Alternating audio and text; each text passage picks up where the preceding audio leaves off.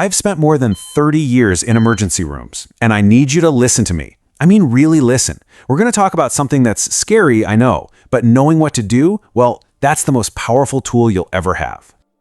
So let's be honest for a second. Imagine it's happening. That crushing pain in your chest, you can't catch your breath, you break out in a cold sweat. Panic starts to creep in. In that exact moment, would you have a clear plan, or would you freeze? Because here's the harsh reality, and there's no easy way to say this. Nearly half of all people who die from a heart attack die before they even get to the hospital. And you want to know why? It's because they wait. They second-guess themselves. They waste time they just don't have. But, and this is the most important thing I'm going to say, that does not have to be your story. There are simple, proven things you can do that can literally double your chances of survival. Okay, let's break this down. First things first, we need to understand what we in the medical field call the golden minutes. And look, this isn't just some dramatic term we throw around. It's a biological reality that can mean the difference between life and death.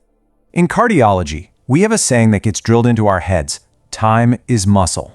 What that means is, for every single minute that blood flow is blocked to your heart, a piece of your heart muscle is dying. And that damage, it's permanent. The clock literally starts ticking the second those symptoms begin.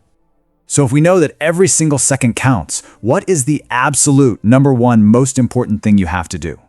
This is it. You call for help. I know it sounds almost too obvious, right? But this is the one step where so many people go wrong. They think, oh, it's probably just indigestion, or I don't want to be a bother.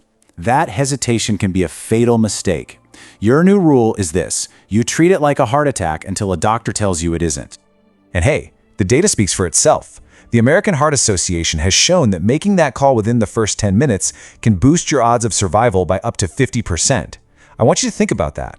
That's not a small difference. That is a massive leap. It's the single biggest thing you can do to save your own life. And this isn't just a statistic. This is real life. I think about a story I heard. A 68-year-old grandfather in Ohio, he felt that chest pressure, but he just brushed it off. Drank some water.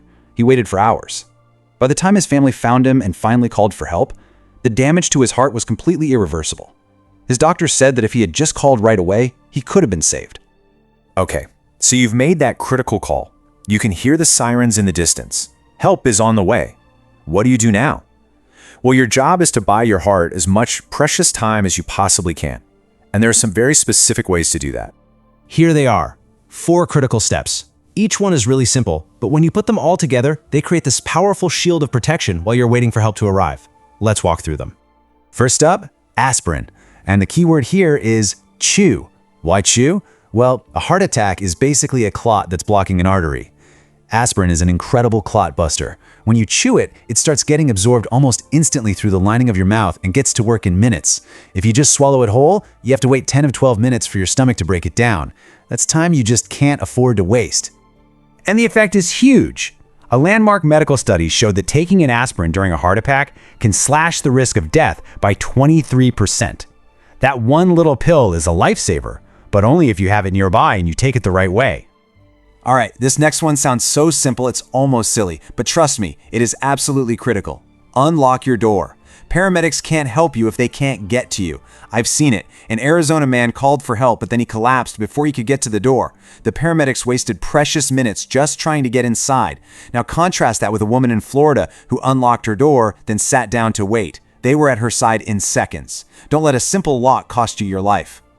Now, while you're waiting by that unlocked door, I want you to sit upright and loosen anything that's tight. A belt, a tight shirt collar, anything at all. Here's why that's so important. If you lie flat, you're actually making your struggling heart work harder to pump blood against gravity. But when you sit up, gravity suddenly becomes your friend. It helps ease the strain on your heart and lungs, and it makes every breath just a little bit easier at a time when every single breath counts. Okay, so you've taken care of all the external stuff. Now we have to talk about the battle going on inside your body. The fight against your own panic response. When you feel that chest pain, your body can go one of 2 ways. Path number 1 is full-blown panic. That floods your system with adrenaline, which jacks up your heart rate and forces your already damaged heart to work way, way harder. Path number 2 is calm. This path conserves every last ounce of energy and oxygen. Your ability to choose that second path is absolutely critical. So your number 1 rule after you've called for help is to stay as still as humanly possible. Every movement, even just getting up and pacing around the room, is like flooring the gas pedal on a damaged engine. There's a story about a farmer in Nebraska who survived because he fought that urge to move. He just stayed put, and that stillness saved his heart. So how do you actually stay calm? Here's a real practical technique. You focus on your breathing. Slow, deep breaths. In through your nose, feel your stomach expand, and then slowly out through your mouth.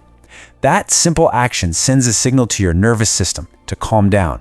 It lowers stress hormones and it floods your blood with much needed oxygen. Okay, now for something a little unconventional, but it's a vital tool to have in your toolbox. If you start feeling dizzy, like you're about to pass out, you can use something called cough CPR. You take a deep breath and give a hard, deep cough. That cough actually compresses your chest and physically forces blood out of your heart and up to your brain.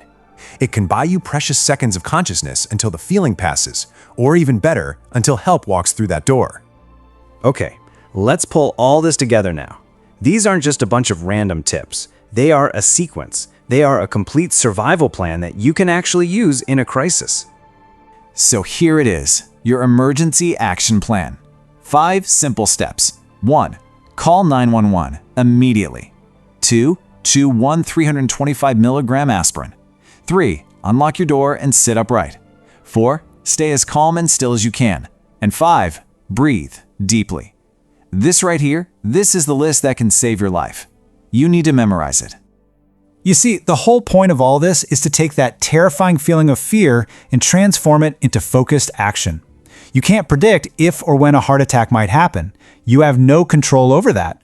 But what you can control 100% is how you respond. And in that moment, preparedness is power. So I'm going to leave you with this one last question. Right now, at this very moment, is your emergency plan ready? Do you have aspirin in a place you can get to it in a hurry? Do the people you love know this plan? Is your plan ready to go? Because having that plan is the first and the most important step to survival.